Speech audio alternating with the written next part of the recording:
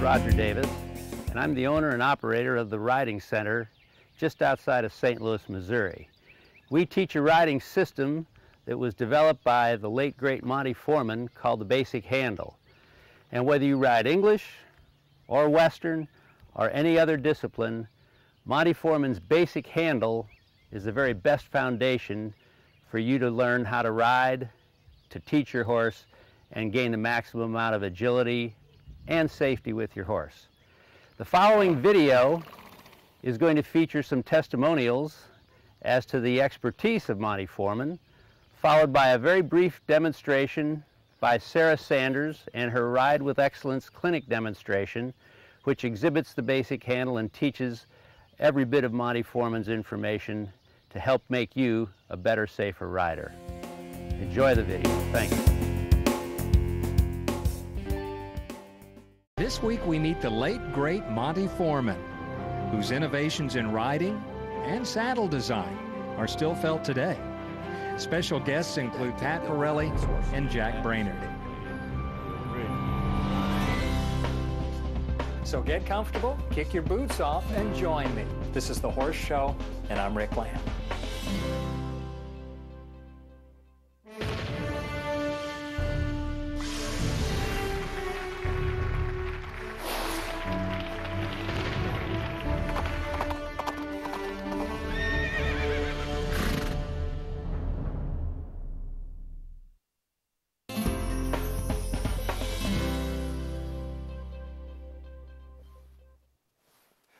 You know, Monty Foreman was a horseman ahead of his time.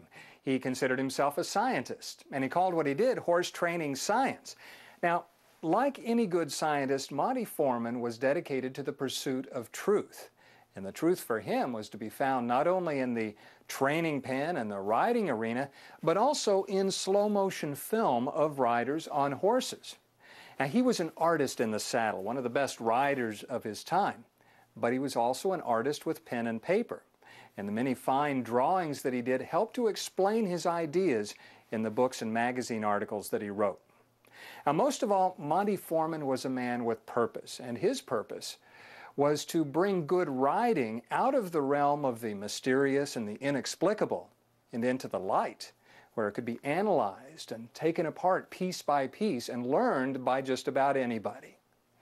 Monty Foreman invited his students to let go of tradition, open their minds, and join him on this bold march into the future. Monty Burdett Farmer was born June 20th, 1915 in Alabama, where his father was mayor of Garden City for many years. He loved horses. You know, there's the story of at 13 or 14, when he had collected 10 or 12 horses, his father said, "You go where the horses go." Monty packed up his horses and left. Monty ended up in New Orleans, where he put himself through high school jockeying racehorses. Now, legend has it that one of those racehorses was owned by the Chicago mobster Al Capone, and that old Scarface himself once gave Monty a $100 tip. Now, Monty also picked up extra money boxing at night.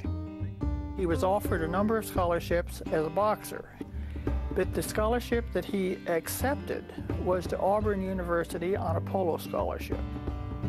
Polo would remain a lifelong passion for Monty and a source of inspiration in his teaching. He always carried a stick and ball in his old truck, and he'd go out and stick and ball his horse around the big pasture lot, and he could really swing a polo mallet. While he was at Auburn, Monty played a lot of polo, and he studied commercial art. But he stayed at Auburn for just a year before he headed west to be a cowboy. A few years later, in 1941, Monty enlisted in the Army and was assigned to the cavalry school at Fort Riley, Kansas. Monty's job was in the visual aids department, creating films to teach new recruits how to ride and handle horses. It was the perfect job for somebody with Monty's artistic and horsemanship skills, and it also taught him just how effective film could be as a teaching medium. After the Army, Monty got a job as a commercial artist, working with a few horses on the side. Within just a few years, training horses became his full-time occupation, and he started sharing some of his unusual ideas about it. But who would want to listen to a horseman named Farmer? He knew what he wanted to do with horses, and he knew it wasn't going to be an easy road. And a farmer is not considered a cowboy. So he changed the name to Foreman. Was it because a foreman was a figure of authority? He never answered the question in all the years I knew him. In 1950, Monty began working for the famed King Ranch in Texas, managing the horse program, training horses, and training the other employees.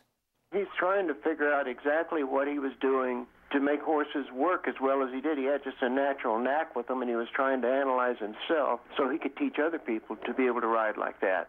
Filming himself riding proved to be the answer.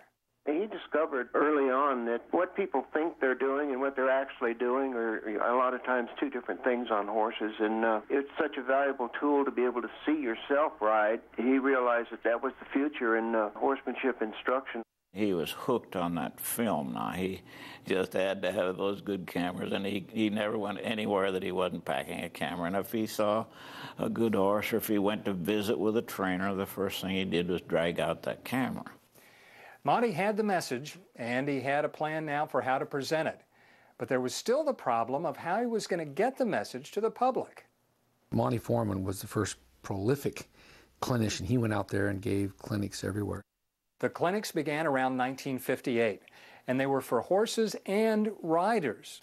Monty wrote, "Every rider is a horse trainer. In fact, whenever a person rides a horse, he affects the animal's behavior, sometimes well, sometimes poorly." He also had a tremendous belief that the average person should have the right to quality instruction for a reasonable price. And with that, he had to go where they were.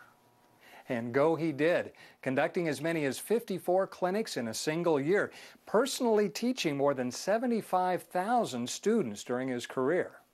Each clinic began with watching some of the films that Monty had made of good and not so good riding.